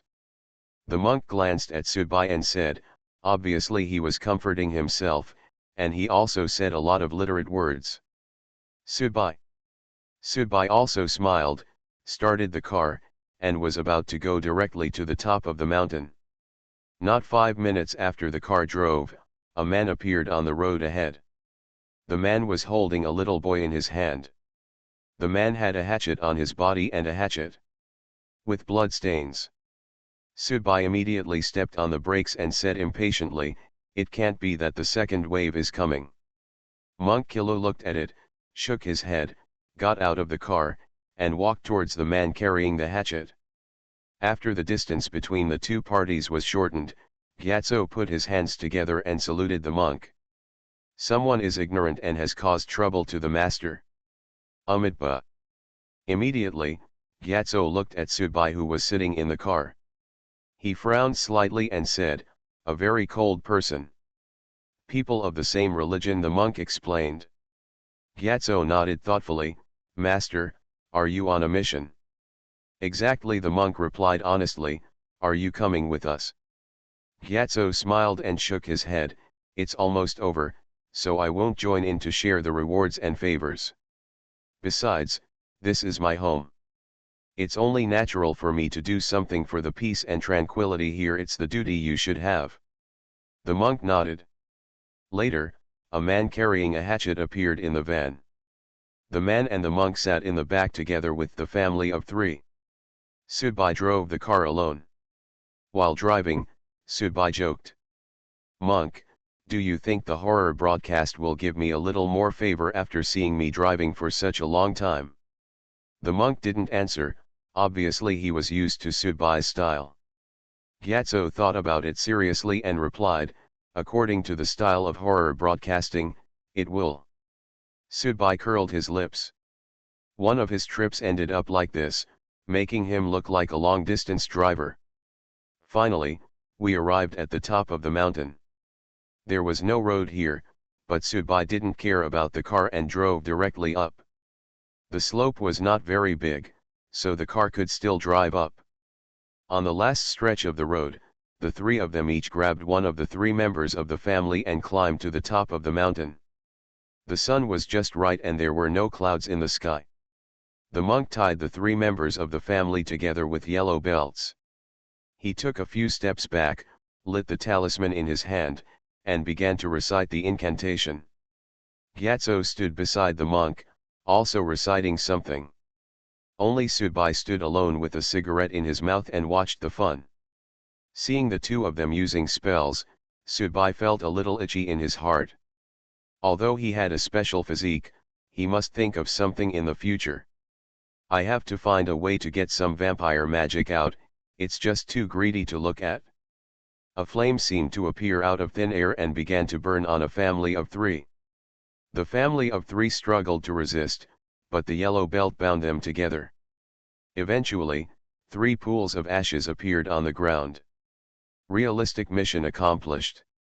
The sound of a scary broadcast appeared in Subai's mind, and there was only one word of notification, and no reward or anything like that. Gyatso looked at the 3 pools of ashes on the ground and said, they are also pitiful people. Indeed, the family was originally traveling happily, but ended up like this. Where are those people? I killed him, Gyatso replied, the days are always getting better and better, but there are always some people who like to mess around. In fact, people in this land are easily satisfied. Gyatso turned around and looked at the winding road below with no end in sight. These roads and tunnels are the best proof. I believe that apart from this country, it is estimated that it is rare to find another country or country it is the government that is willing to build tunnels and roads here, because basically, there is no economic benefit in return, it is just paying for it blindly. Every time I walk through those tunnels, I can hear the voices of the young lives that were sacrificed when building these tunnels, especially on the side of the Sichuan-Wenzhou highway. Those tombstones, Master, have you seen them? The monk nodded. In the earthquake that year, the tombstones of the fallen soldiers were placed there. When the vehicles passing by along the road, no one could bear to honk their horns. In fact, everyone has the same respect and reverence for life. Hey, is the news broadcast on? Subai sat in the van and waved, what time is it? Come on, get in the car. The most important thing is to find a high-end hotel to have a good meal and sleep tonight. Thing. The monk smiled and said to Gyatso, let's go together and see you down the mountain. Gyatso did not refuse and got into the van with the monk. Subai was playing with the car CD. After putting a disc in, he asked the monk behind him. We have completed a real-life task for terrorist broadcasting. How will the specific benefits be revealed? Before the monk could answer, Subai suddenly felt a suffocating and stinging feeling in his chest, and he leaned on the steering wheel. Monk Kilu, who was sitting behind, also had a serious look on his face, clutching his chest in pain. Immediately afterwards, Gyatso also took a deep breath, put his arms against the car door, and cold sweat began to flow. The car CD that Subai had just pushed in began to play music. Love goes too fast like a tornado. I can't bear it anymore and I have nowhere to hide. I don't want to think about it anymore. I don't want to think about it anymore. I was supposed to post the chapter at 8 o'clock tomorrow morning. I'm in good condition today and I can write it quickly, so I posted it in advance. The next chapter will be at 8 o'clock tomorrow night. Please bear with me. It's only a few days until August 1st. On that day, I hope everyone will give Xiaolong a helping hand and subscribe to support him. Finally, hold on tight to the dragon. Terror Broadcast. Author, Chunji Xiaolong. Chapter 89. When the painful feeling passed, Subai breathed a long sigh of relief and sat upright in the chair. Then he looked back and found that the monk and Gyatso also had cold sweat on their faces. They almost ignored every mission notice issued by the terrorist broadcast. The main purpose of the level of strength is to make you feel uncomfortable and suffocated. Therefore, everyone still feels the same. At this level, it actually reflects the feeling of equality for everyone. After everyone had calmed down, Subai suddenly smiled and said, is this a benefit? In a certain sense, it is indeed a benefit for the three of them to enter the next story world together. After all, the three of them have gotten to know each other a bit. Although the monk and Gyatso did not seem to be as lively and familiar as the fat man last time. But the sense of the bottom line is relatively strong, Subai felt this. In fact, to be more precise, the monk and Gyatso were obviously smarter. Smart people are less likely to be confused at critical moments. Of course, when encountering specific interests, you still have to rely on adaptability to what to do. In the story world, you cannot trust anyone, and you cannot easily give your back to anyone.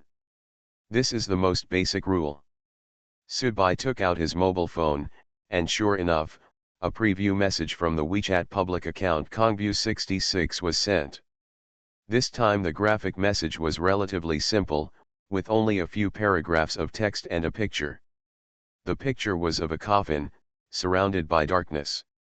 The specific environment cannot be seen, but the content of the text is.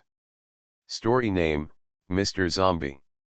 Story attribute, exploration and discovery. Main mission, unknown. Side mission, unknown. Participants, Subai, Kilu, Gyatso.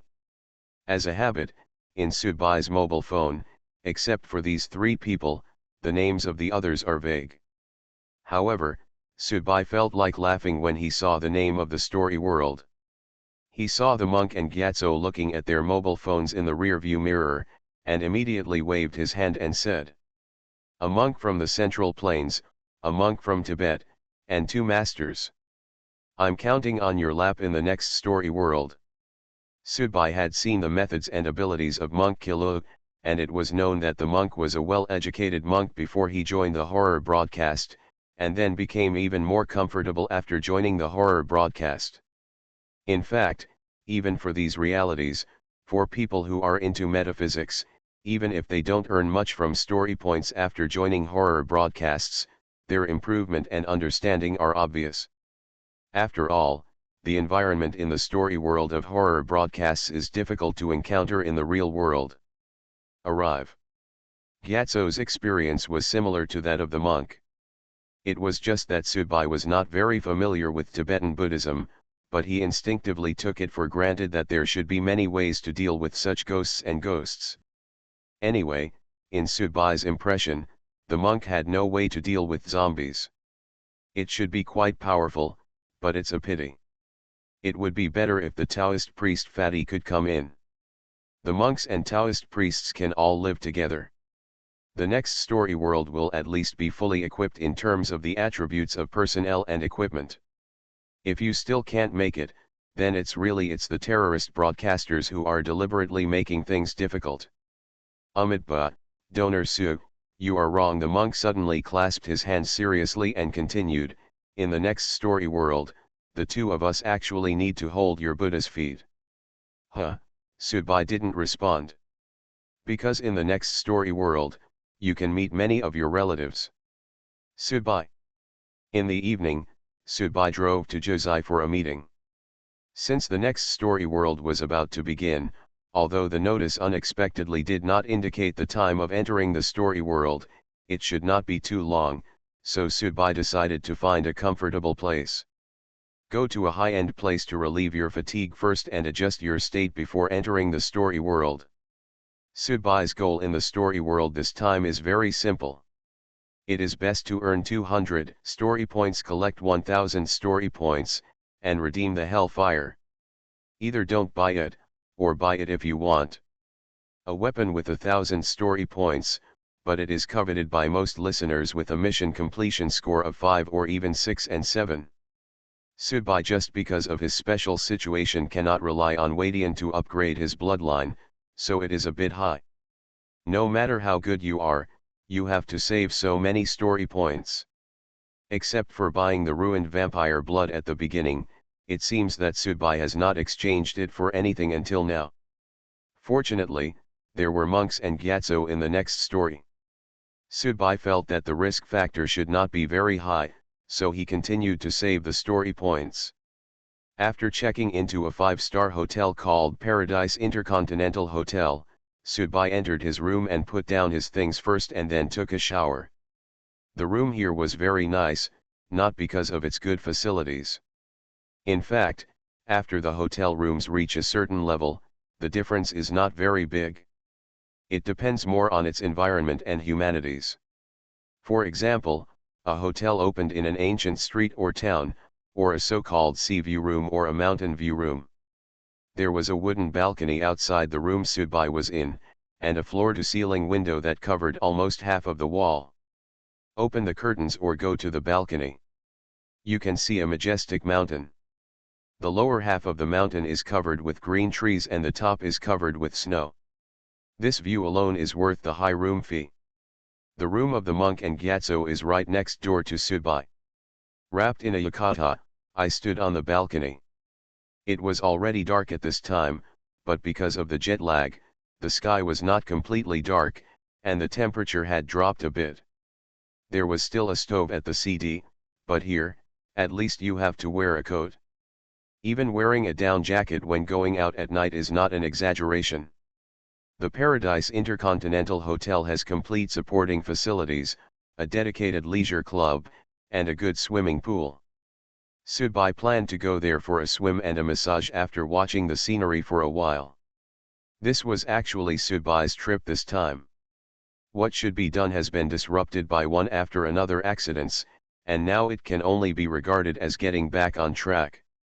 At this time, the balcony door next door was also pushed open, and a shirtless Gyatso came out. He was holding the railing with both hands and looking at the scenery. He turned around and saw Sudbai, who was only 3 meters away from him. Smiled. His teeth are very white, but because his skin color is much whiter than that of most Tibetans, there is no such obvious difference. The comfortable temperament of his whole body, if you look at Gyatso from a female perspective, he is indeed a big handsome guy. The monk also came to join in the fun, but although the monk had taken a shower, he still came out wearing his training clothes. The bright yellow training clothes on the monk's body gave him a straight and loose feeling. "Monk, how old are you?" Sudbai suddenly asked this question at this time. The monk always gave people a very mature feeling. In addition, he always wore serious cassocks, which always made people habitually make his age higher. To think. The monk seemed to hesitate for a moment, but he still said, "I am a poor monk, 23 years old." Sudbai was stunned for a moment. He was actually the same age as himself. "Hey, you guys should have a good rest. I'll go for a swim. The room service book is on the bedside. If you want to eat or drink, just call the front desk. I'll pay for it." After Sudbai finished speaking, he was about to leave the balcony and go below. At this time, Gyatso said, "Want to swim? Let's go together." "Let's go together." Sudbai was a little surprised. Is it possible that the Tibetan monk is so fashionable? Unexpectedly, Gyatso asked the monk on the other side, "Master, let's go together." "Okay." The monk actually agreed simply. "Okay, put on the yukata in the bathroom and let's go together." "Monk, please change your clothes, otherwise it will be too eye-catching." The monk nodded thoughtfully. After a while, when Sudbai took the elevator down, standing next to him were Gyatso and monk Kilug, who were also wearing white bathrobes and slippers. This gave Sudbai a very strange feeling. In his impression, it shouldn't be him. The layman goes to relax and have fun, while the monk and Gyatso should be in the room chanting sutras and worshipping Buddha. When I arrived at the lobby, I turned a corner and arrived at the club. This club is also owned by the hotel. Hotel guests can enjoy discounted services here, and because Sudbai opens a relatively top-notch room, these are automatically included in the room rate. For services, you only need to show your room card and swipe it, no more money is required. When the waiter led the way, he introduced that there are hot springs here that can be soaked in. It is recommended to soak in the hot springs first. After Sudbai consulted the monk and Gyatso for their opinions, the three of them changed their previous plan to go swimming first, and instead went to the hot spring pool. It was an antique building with an antique style, and there was no need to change clothes. She wasn't restrained at all. She took off her swimsuit directly at the small hot spring pool under the package and entered the pool. The outside of the pool is made of glass, not facing the crowd, but facing the mountains. Soaking in the hot springs here is indeed an extra pleasure. Visually, the glass has almost no barrier to sight. Sudbai handed the drinks brought by the waiter to Gyatso and the monk.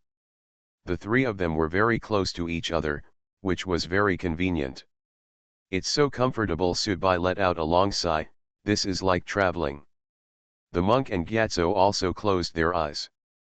They should be breathing and conditioning. The hot spring pool is the most suitable place for breathing and conditioning their bodies, so as to dissolve the hidden wounds and impurities. After a while, Sudbai suddenly frowned and said, "Monk, don't touch my feet with your feet, okay? Monks don't approach women and you become a good man." Sudbai was just joking, but I did feel like a foot was touching my own. But then the monk suddenly said, "You are touching the poor monk, not the poor monk touching you." After Sudbai and the monk looked at each other, they both looked at Gyatso. Gyatso shook his head in surprise, indicating that he was facing the two of them. How could his feet reach there? Suddenly, The faces of the three people suddenly changed. Subai quickly climbed out of the hot spring pool. He didn't even have time to put on his bathrobe and directly opened the antique-style fence door. Outside, where is the hotel, where are the tourists and waiters, and outside is an extremely desolate mountainous area. At this time, the monk suddenly reached out and grabbed a human leg from the hot spring pool and said, Amitba, it turns out, has entered the story world. Terror broadcast. Author, Chunji Dixiaolong. Chapter 90. The leg in the monk's hand was already swollen. Thinking of the three of them soaking in such a hot spring pool before, Subai felt sick in his heart. However, he could only blame him. The arrangement of horror broadcast's entry into the story world is so seamless. If it weren't for the touch of this leg, the three people who were enjoying themselves might have had to wait for a while before they realized that the scene had changed. There are barren mountains and ridges outside, and there is only this wooden house building a hot spring pool. Subai put on his yukata. The white yukata and the slippers from the hotel room were all the equipment of the three of them now. The monk's things and Gyatso's hatchet were also left in the hotel room. When the monk and Gyatso came out of the hot spring pool, they turned into three men in bathrobes. Now, I think our first priority is to find some clothes, Gyatso said, pointing to the bathrobe on his body. Indeed, wearing a yukata in the story world is indeed a bit unorthodox. When a fight breaks out, it will be too embarrassing if the yukata is thrown away or scattered, exposing one's private parts. Of course, the monk agreed. As a monk, he is still a little unaccustomed to leaving his cassock. Moreover, he is only wearing a very modern bathrobe. It would be better to take a bath and swim in a short time. If he is allowed to stay for a long time, the monk himself might not be able to stand wearing this. Let's take a walk first. I guess there should be a village nearby. By then we should be able to collect some information about the world of this story. Well, of course the most important thing is to get the clothes first. After Subai finished speaking, he pushed the wooden door opened and walked out. Hiss. After going out, even though Subai's physiques were both cold and gloomy, he still felt that the temperature was a bit cold. It seemed that it was either late autumn or early winter, and it was still in the mountains. The monk and Gyatso also came out. They were both in good physical condition. Although they felt cold, the impact was not great and it just stayed at the sensory stage. There is only a mountain road out of the hot spring wooden house. It does not look like it was dug by man. It is more like a natural road formed by natural conditions. In fact, it can be seen from the age and style of the wooden house that the background of this era should not be in modern times. In fact, China began to focus on the development of tourism resources after many years of reform and opening up, and then began to promote the infrastructure construction of scenic spots. Three men in white bathrobes and slippers were walking on the mountain road. This was probably the weirdest story Subai had ever experienced. Fortunately, the embarrassing situation did not last long. Soon, on a mountain col, Subai saw a light not far below. There should be a village.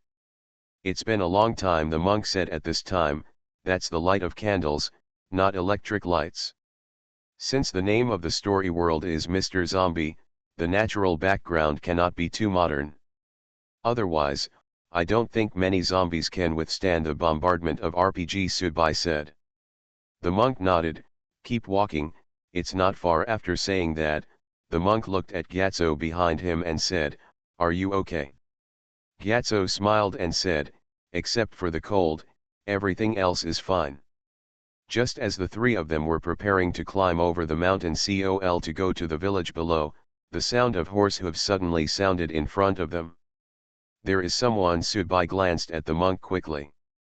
Hidden first, the monk quickly made a decision, and the three of them immediately turned over and jumped into the grass on the roadside, leaning down together. Fortunately, the grass was tall and dense, enough to hide their bodies. Get up, and there is no moon tonight, and the light at night is not good, so the three of them are not very conspicuous even if they are wearing white bathrobes. 7 knights came on horseback, all wearing strong armor and sharp swords. They looked very heroic, with an extremely primitive and barbaric atmosphere. However, these 7 knights all have a small braid on the back of their heads. In fact, the hiding place of Subai and the 3 knights was not very far from the 7 knights. Subai turned his head slightly and said to the monk, "Qing soldiers." The armor of this attire, as well as the iconic braid on the back of the head, make it look like the attire of a Qing soldier. Many Qing palace dramas that have become popular in the mainland in recent years are based on the idol romance route, so many places have made great changes that are not consistent with history. The most obvious one is a major feature of Qing palace dramas, that is, braids. In fact, the whips of people in the Qing dynasty were not in the yin-yang style. For example, the hairstyle of Zhang Qilai and Zhang Tailan in Iron Teeth and Bronze Teeth Ji Xiaolan did not really start to appear until the late Qianlong period. The normal braided hairstyle is most of the hair on the top of the head is shaved off, leaving only a small circle on the back of the head, and then braided into a small braid. From a modern perspective, it is very funny and ugly.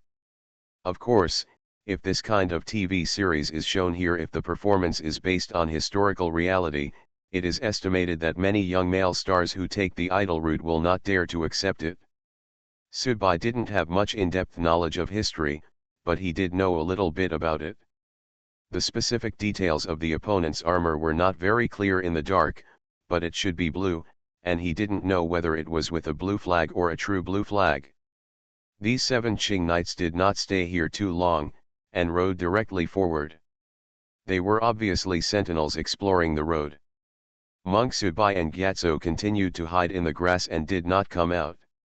About 5 minutes later, another group of people came over, a carriage with 2 knights in front and a group of soldiers on both sides. There should be some people in the carriage. What a noble person, so the previous group of cavalry was really exploring the road. After the convoy passed by, the 3 people who had been hiding in the grass for almost a quarter of an hour came out. The originally white yukata was stained with a layer of green from rubbing in the grass. It looks like it's from the Qing dynasty, but I don't know where this place is or which era it is. The Qing soldiers had established their own political power outside the customs for many years before entering the customs. After the Ming dynasty was in civil strife, the Qing soldiers successfully entered the customs and took control of the Central Plains. Therefore, relying only on the front group wanted to obtain too many details of the story and world background. The information is somewhat difficult. Amitabha, you should have entered the customs. This is not outside the customs, the monk said, but let's find clothes first. The 3 of them did not continue to chase the convoy back, but went straight down the mountain. After walking for another half an hour on the mountain road, the village was finally in front of them. However, when they were still 100 meters away from the village entrance, the monk and Gyatso came together. "Raise your hands to stop progress." Subai shrugged. With 2 professionals around, he could indeed feel much more relaxed. "There is resentment, and it's very serious," the monk said. "Yes, someone died just now, and many people died." Gyatso's eyes narrowed. "I smell the fresh blood." "You mean, the people in front of you were slaughtered?" Subai squatted on the ground, picked out a grass stalk and bit it in his mouth. He had no clothes, and naturally no cigarettes. At this time, the monk and Gyatso were in front. While analyzing, Subai, who was a little idle, was actually thinking about what he would do if he got addicted to smoking if he stayed in this story world for a long time. Could he find a hookah to smoke? Soon, Gyatso and the monk began to walk towards the village again. Sometimes there was no other choice and the most urgent thing was to get clothes. Subai also stood up and followed. After entering the village, the smell of blood became even stronger, even a bit choking. In the village, corpses can be seen everywhere, some at the door, some by the wall, and some by the well. There are all men, women, and children. It should be that the whole village has been massacred, and the time interval will not be very long. The monk turned over the corpse of the old man beside the entrance and looked at it. It was killed by a sword, not a zombie. I'm going to look for some clothes in the house, otherwise I'll have to strip the dead man and put him on. Gyatso and the monk continued to check for clues nearby, while Subai entered a room lit with candles. There was no wardrobe in the room, but there was a cabinet. The cabinet was not locked. Subai opened the cabinet and found that it was indeed. There are some clothes that are a bit shabby and have a musty smell, but at this time, we can't be too picky about anything. After all, compared with bathrobes and clothes on dead people, they are already very good. Just as Subai was taking out the clothes one by one and throwing them on the bed, a slight sound suddenly came from under the bed. Subai suddenly stopped what he was doing, reached out and took out a hoe leaning against the wall. He came over, and then moved his steps silently. The bed was a very simple wooden bed. Subai took a deep breath, and then kicked the wooden bed over. A figure jumped up suddenly, and Subai immediately smashed it down with a hoe without hesitation. Boom! The back of the man's head was smashed directly by Subai, and then his body twitched and lay on the ground. He soon became motionless, with red and white splashing all over. The movement here immediately attracted the monk and Gyatso outside. Subai dropped the hoe on the ground, picked up the clothes first, threw them to Gyatso and the monk respectively, and then said, "There is a mutated corpse here." The monk took the clothes handed over by Subai, then checked the transformed corpse, then turned his head and looked at Subai, hesitated for a moment, but still said, "Amitba, he should have been a living person before." You are listening to Novels at Bless Up channel. Wish you happiness and luck. Please subscribe to receive new novels. How do you feel about this novel? Please like and leave a comment. Terror Broadcast. Author, Chunji Disyao. Chapter 91. Subai, who was getting dressed, was stunned for a moment, then smiled and didn't take it seriously. The monk and Gyatso just looked at it and didn't say anything else. In the world of the story, killing someone by mistake is indeed not the case. What's going on? The only pity is that there is no tongue to ask questions, but that's it. And if you think about it from another person's perspective, in the situation just now, there was a sudden noise under the bed. Whoever responded first would first. The signs of danger were snuffed out. Neither Gyatso nor the monk is a pedantic person who pretends to be compassionate.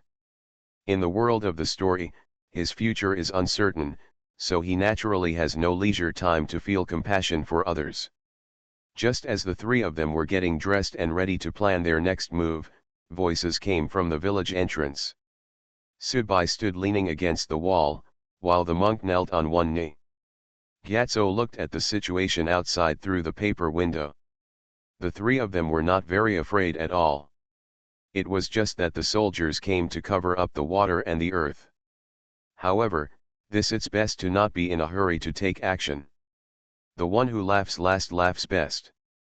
According to the experience of experiencing so many story worlds, people who are exposed more in the early stage may not be able to continue their glory in the later stage. Go down. More than a dozen people, no pigtails, Gyatso whispered after seeing the situation. No braids. This is interesting. As we all know, in the Qing dynasty, after Dorgan came to the capital, he ordered the implementation of the policy of keeping hair but not hair. At first, it aroused resistance from Han people everywhere, but they were all bloody suppressed. Finally, after the success of the revolution of 1911, and then I really started to cut my braids. However, the group of Qing soldiers that Subai and others saw before did not look like what they looked like in the Wonking period before the revolution of 1911. Moreover, everything in this village was very primitive. Obviously, China at this time had not yet affected by the Industrial Revolution. The identity of people who did not wear braids at this time was actually easy to identify, that is, compared to the Qing dynasty, they were rebels. Subai stretched out his hand and pulled off a chili hanging on the corner of the wall, bit it in his mouth and spit it out. Could you have met someone from the Red Flower Club? Of course, Subai was also teasing, and then he said seriously, have they left? I left. I walked around the entrance of the village and didn't come in, Gyatso said. The target should be the group of Qing troops who went to the hot spring pavilion before, Subai said. Before doing something, it is interesting to sharpen your will and become a benevolent person if you don't succeed. Even for the anti-Qing organizations that were active during the Qing rule, most of them had to wear braids, otherwise it would be too eye-catching. And since these dozen people didn't have braids, they were obviously planning to burn the boat. Follow me. The monk stood up and patted his pants. Every story world has a main plot line. If the audience does not follow the main plot line, the end will be very miserable. In fact, it all depends on consciousness. Now the main line is very clear, so the three of them can only go back to the mountain. This is a bit like knowing that there are tigers in the mountains and preferring to go to the tiger mountains.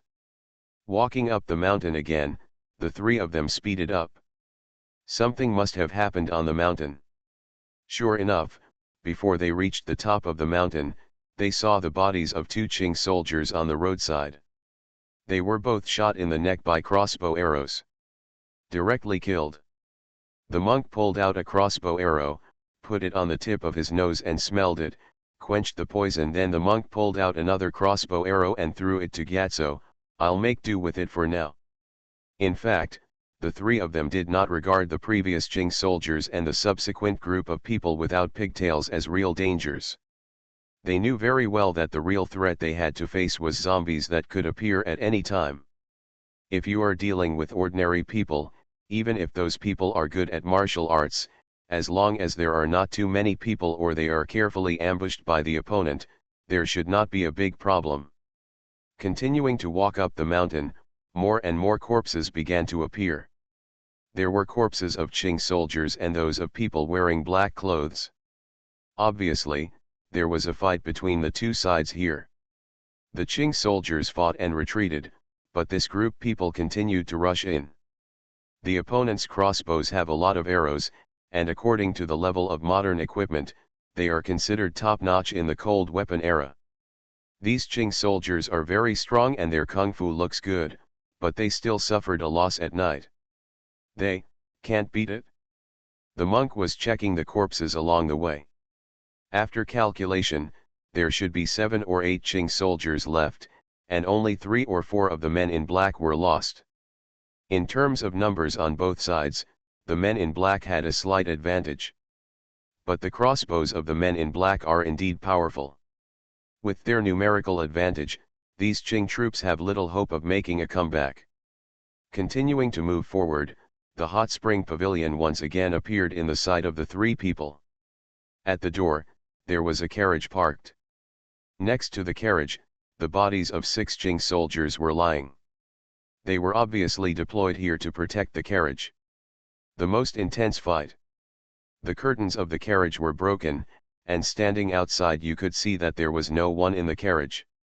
Gyatso frowned slightly, closed his eyes, felt it for a while, and then said, "No, it seems that those people must have entered, but there seems to be no breath of living people in the hot spring pavilion." "All dead?" Subai asked. "Let's go in and take a look." Subai walked in the front and opened the door of the hot spring pavilion. The inside looked very clean. There was no change when the three of them walked out with Subai. There were no traces of fighting inside. They continued walking in and arrived at the hot spring pool. Here, there was a figure like a Qing army general, kneeling by the pool. His head rolled down to no one knows where, but it was nowhere to be found. The general was still clutching a knife tightly in his hand. The water in the hot spring pool is no longer as clear as it was at the beginning, but instead has a faint smell of blood. The monk squatted by the pool and asked, "Who is in the carriage, and where are the men in black who came to kill them now?" "They obviously won and succeeded in achieving their goals, but what about the people?"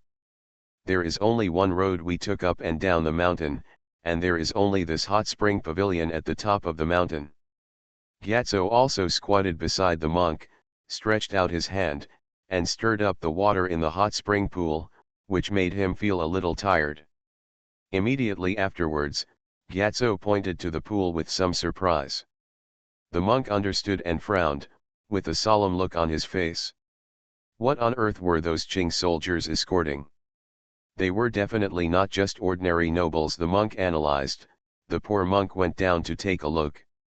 Having said that, the monk did not take off his clothes and walked directly down to the hot spring pool, and then buried his whole body into the pool.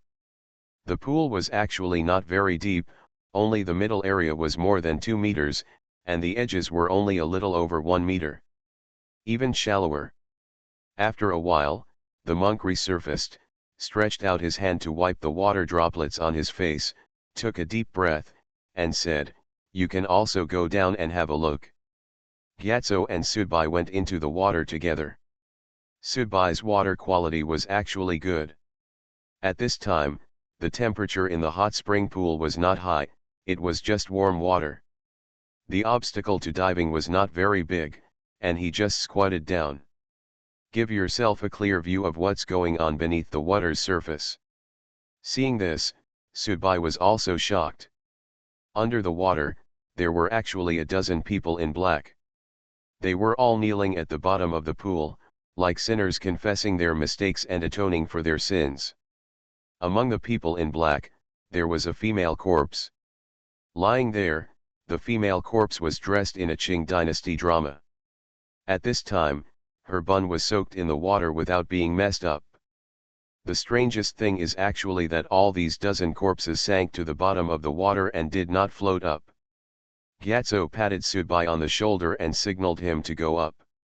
Sudbai nodded to him, and then pointed in front, meaning that he wanted to take a closer look. Gyatso shook his head, meaning it was dangerous to go there like this. Sudbai pointed to Gyatso, and then pointed to the top, signaling Gyatso and the monks to be prepared above. If any accident happened, it would be up to them. Gyatso hesitated for a moment and nodded, but he did not choose to go up. Instead, he followed Sudbai and chose to move forward with Sudbai. The two people continued to move forward, and after approaching the dozens of corpses, Gyatso first went to check the corpses of the men in black kneeling on the ground, obviously to find out the cause of their death and the reason why their bodies did not float after they died.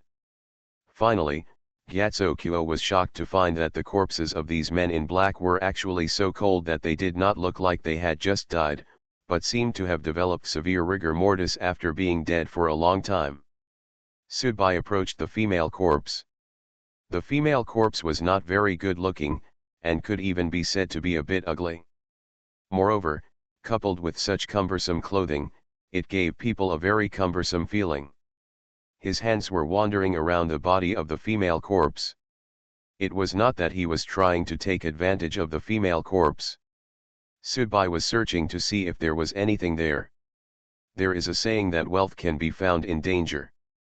When the warlord Sun Dianying dug up Sixi's tomb, even Sixi's body was buried. Not letting go of the jade items stuffed there, Sudbai also wanted to try his luck at this time. If he could get some magic weapons or rare objects, it would be worth it. The plot has been going on for a while, and it's time for the real protagonist to appear. This is also the most dangerous time but also the easiest time to gain unexpected gains. The timid will starve to death and the bold will die. This is Sudbai's mentality now. I don't know what happened, but Sudbai's hands seemed to have touched the button of the clothes. The palace clothes on the female corpse were actually opened, and floated directly away from the female corpse's body, and then, it looked like a belly band. The belongings and other intimate clothes also separated from the female body and floated up. A completely naked female corpse appeared in front of Sudbai. Gyatso looked at the scene with some surprise, and then looked at Sudbai. The meaning of his gaze was very complicated. Sudbai had some very ridiculous feelings, and it was hard to explain under the water. However, the next moment, Sudbai's movements stopped. On the belly of the female corpse, there was an exaggerated knife incision, which was struck by a knife. And there were obvious stretch marks on the belly of the female corpse, but the belly of the female corpse was now deflated. This female corpse was pregnant before. But where is the child? Terror broadcast. Author, Chunji Dixiaolong. Chapter 92. Child, where has the child gone? Looking around, there was absolutely no child under the pool, and there was no one seen above the pool before. Sudbai could be sure of this. Sudbai spit out a burst of bubbles from his mouth, then made a gesture to Gyatso, and then began to dive. Soon, he surfaced. In fact, the pool was not very deep, so he basically just kicked his legs and went up. Gyatso also surfaced later. On the shore, the monk was studying the headless corpse of a general. The monk had to study almost every corpse along the way. This made Sudbai feel that if the monk did not become a monk, you can choose to be a forensic doctor. In fact, it is estimated that the average forensic doctor would be bored or tired by examining so many corpses continuously at once, but the monk always gave people the feeling that he was enjoying it. The female body below, she must have been pregnant before. There were obvious stretch marks on her belly, but her belly was cut open and the child inside was missing. I can't find where it is. As soon as Sudbai finished speaking, Gyatso was startled. He immediately dived down again to check the situation. The monk's hands shook and he immediately rushed to the door of the hot spring pavilion. After opening the door, he stepped back again with a smile on his face. With a wry smile, he said to Sudbai, who was still floating on the water, "We are still a little careless." Gyatso quickly surfaced again with a serious look on his face, and then motioned for Sudbai to go up first. After the two climbed out of the pool, the monk pointed to the door and said, "For now, we can't get out." Sudbai and Gyatso walked towards the door together. The door had been opened by the monk, but standing here and looking out the door, it turned out to be a different scene. It was not a barren mountain, but another hot spring pool, as if another hot spring pool had been opened. It was the same as a cubicle, but Sudbai remembered that there was only a lonely pavilion here, and there were no other buildings. However, the one that suddenly appeared at this time felt like a mirage, which seemed a bit ridiculous. At the same time, through the view of the pavilion in front from the wooden window, you can see that there is another pavilion outside this pavilion. The pavilion is connected to the pavilion, and the scale suddenly becomes much larger. "Want to play in the maze?" Sudbai said. Gyatso shook his head. "It's not the maze, it's that thing." "The child." "It's that child." All of this was caused by him, Gyatso affirmed. It was also the child who did it under the pond. "But where is the baby now?" Sudbai asked. "It is possible that there is no baby at all." Gyatso seemed to be organizing his words. "That woman may have been full of resentment from the beginning, and her resentment condensed into a fetus. If this woman cannot give birth, she must have died of dystocia. Then the resentment dissipates with the death of the mother body. So evil. For example, it is actually very similar to Neza in myths and legends. Neza is a spiritual being that descended to earth and borrowed Li Jing and his wife to give birth to his body. However, it is also remembered that Neza's biological mother was pregnant for more than 3 years, because if according to the a normal 10-month pregnancy would definitely result in dystocia, and both mother and child would die. Therefore, Neza completely condensed his flesh and blood in his mother's belly and then came out. The reason why he was born was a ball. Li Jing split it with his sword and appeared. He gave birth to a boy, that's why.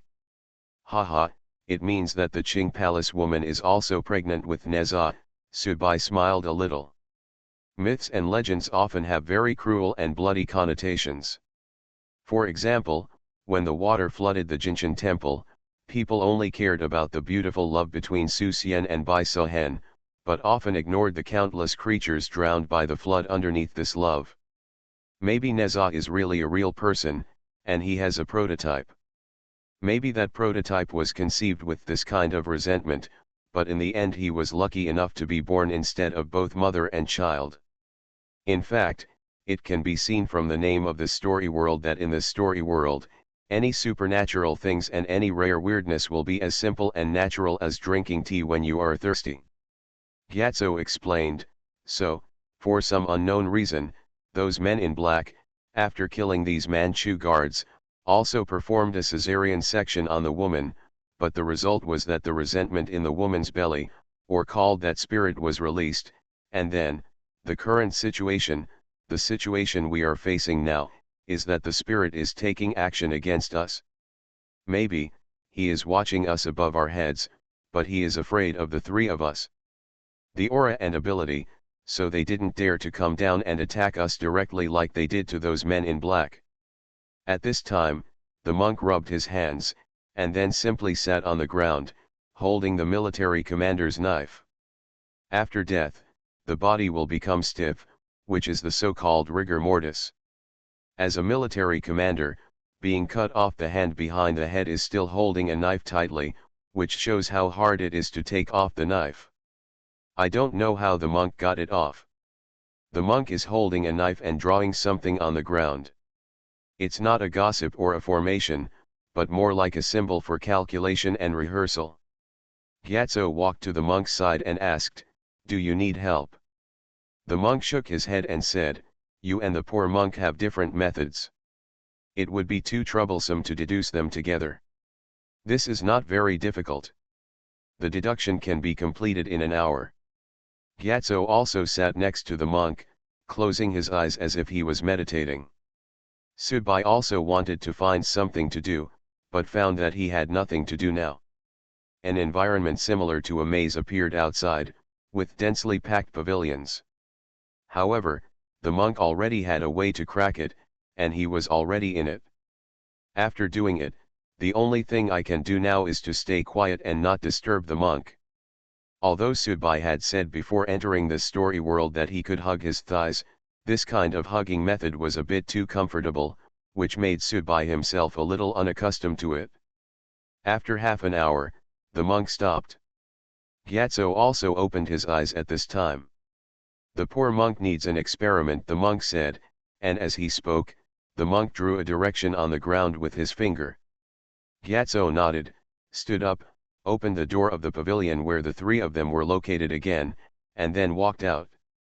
Subai did not follow him out, but stood in the door and looked at Gyatso, who walked out.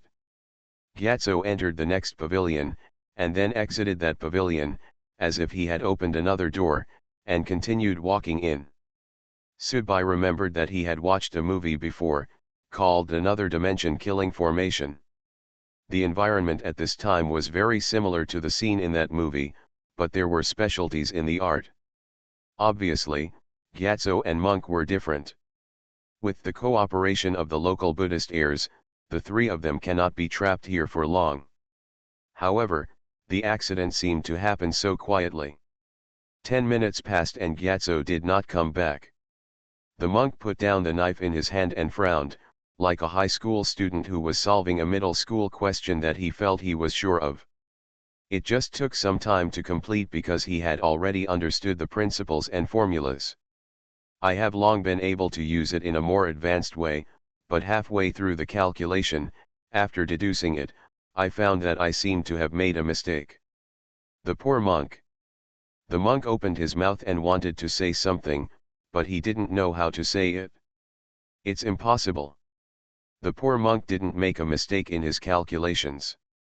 The monk was very confident, but Gyatso did not come back. Judging from the monk's previous actions, he asked Gyatso to walk through several pools to verify his deduction. Even if there were some small mistakes, Gyatso came back the same way. Shouldn't be a problem. However, after another 10 minutes, Gyatso still did not come back. The monk couldn't sit still anymore. He stood up and carved many dense symbols on the ground with his knife. The monk stood at the door. Subai had been standing at the door since Gyatso left. He originally thought that Gyatso would just walk for a while and come back as instructed by the monk, but it was almost half an hour and Gyatso hadn't come back yet. This almost made Subai think that the monk wanted to kill someone with a borrowed knife, but this idea flashed in Subai's mind because it was too ridiculous and impossible, not to mention that the monk had no motive to kill with a borrowed knife at this time. Even if there were, Gyatso would not be fooled so easily. Something must have gone wrong here. Monk, let's continue the deduction. Gyatso must be lost. If he is lost, what do you think he will do? He will start the deduction again in his own way, just like me, a poor monk. So, let's do it all over again. An extra hour at most is not a big deal. The monk was relieved by Subai, sat down again, overturned everything he had done before, and started to deduce it again. Subai stood by the pool and continued to wait. At this time, in an unknown pavilion, Gyatso must be doing deductions like the monk. By the way, monk, what are you basing your deduction on? The monk was not disturbed by Subai's question and said directly, in all aspects, many, many. Will it be affected in any way? This is a closed space. The corpses of the poor monks have been checked.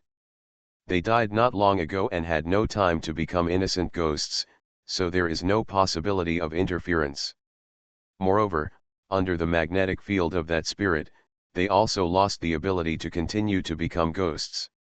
The possibility of ghosts is wrong, the calculation was wrong again. The monk nailed the knife in his hand directly to the ground and put one hand on his bald head, looking very incomprehensible. He felt that he shouldn't have made a mistake, but he still made a mistake. The monk stood up again. Over there, Gyatso must also have made a mistake. Otherwise, he will definitely come back to find us. Both of them calculated wrongly, so something must have been overlooked. What could it be? Subai's eyes suddenly lit up and he asked the monk, "Monk, can you see ghosts?" The poor monk does not have yin and yang eyes. Unless it is a ghost under the malicious influence, otherwise, if it is just an ordinary ghost and resentment, they will not release their aura freely, and the poor monk will not be able to see it. Then, how can you see ghosts? Subai pursed his lips. In other words, how can you see if there are ghosts around you? The monk's eyes suddenly narrowed. He thought for a moment, then walked to the edge of the pool, took out some water, and then began to draw symbols on his palms. "Take a drop of your blood." Subai cut his finger with his nail, and a drop of blood dripped into the monk's palm. Finally, the monk put his palm on Subai's forehead. Subai felt that his vision suddenly became a little foggy, and then he walked to the edge of the pool and looked at himself on the surface of the pool. Grass. Subai made a long sound because he saw a ghost figure with a smashed head standing next to him.